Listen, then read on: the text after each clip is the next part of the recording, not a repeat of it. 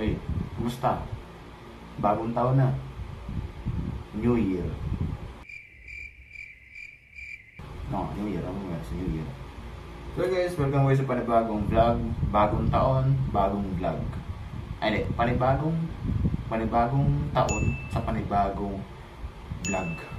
So yun guys, magandang umaga, gabi, or hapon sa inyo. Ay, baka may ginagaya akong intro. Wala na, nagigrit lang naman ako kasi what if, diba, ano oras itong pinapanood, diba, either umaga, tanghali, hapon o gabi, diba. So yun guys, pupunta lang tayo ngayon. Nakasuot na tayo ng nakasuot na tayo ng pang-alis syempre. May kalanta ba ako? Bakit nga ba tayo aalis? Because, ngayong taon na to, konting context lang. Tapos na po kasi ako sa 4th year. Like, tapos na kami sa first semester ng 4th year. So basically, next is OJT na. So magkakaroon kasi kami ng OJT experience po, OJT orientation. Yun lang, well yung point ko, like, first time ko magana sa OJT orientation. Yun lang. And its time is, it is 6:34. So yun, mayan na lang.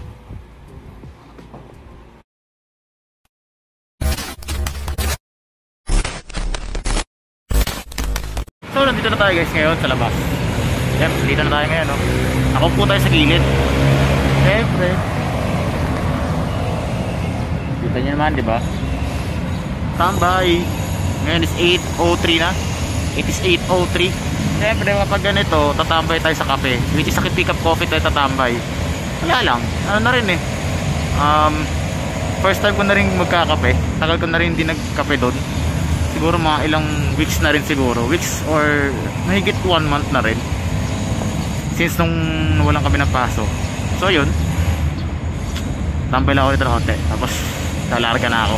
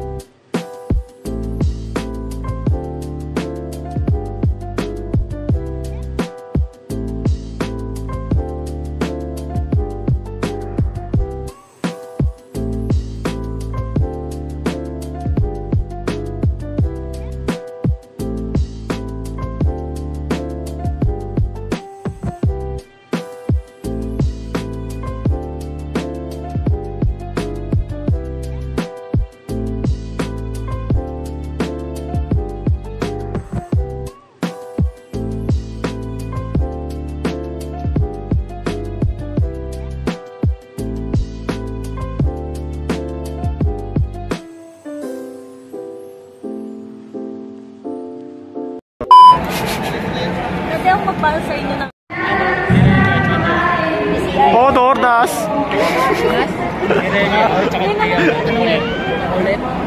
Wait, di marinig. Di marinig sinasabi ni ma'am. Oo, si Dordas, oh. Oo.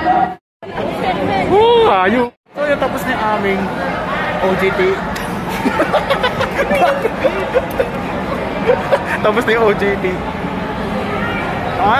Orientation pala. Tapos na OJT orientation. Daming gagawin na ayok.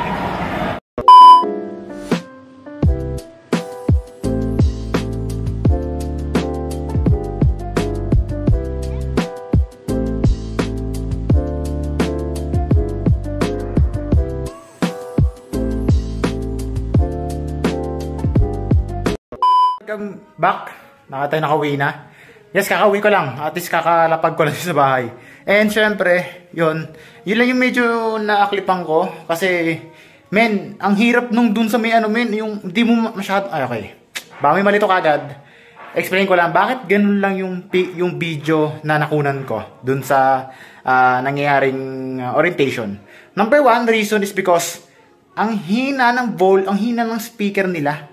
Like, kung nakita nyo man sa left side, parang, tas parang, sa mga, parang mic ng SM, yung may mga nag-a-announcement, alam niyo kung lagi kayo kung lagi kayo nag-grocery. Di ko alam kung sa SM yun o sa Mercury Drug.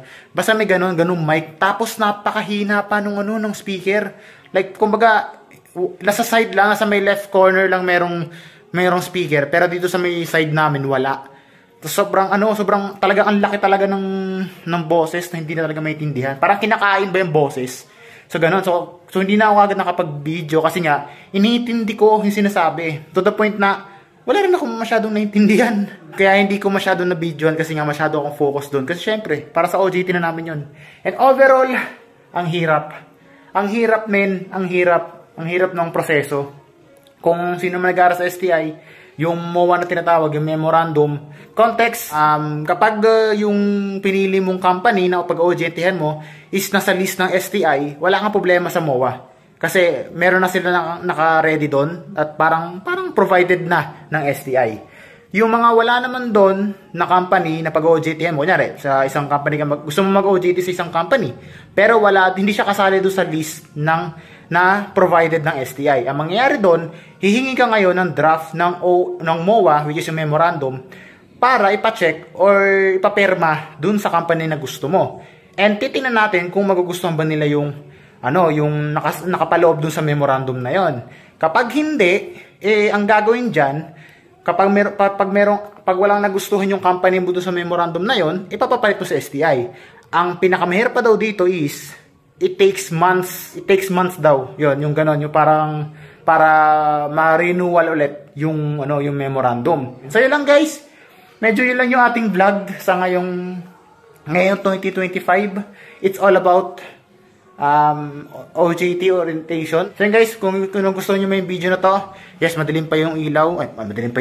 Madilim pa rito. Kasi nga, kakarating ko lang. Minamadali ko na lang. So yun guys, kung gusto mo to, i-like at syempre, mag-subscribe ka na sa ating channel. And paabutin na natin ng 300 subscribers guys. Ilang subscriber na lang kailangan natin para mag 300. So yun guys, see you guys in my next video. Ingat and have a blessed 2025.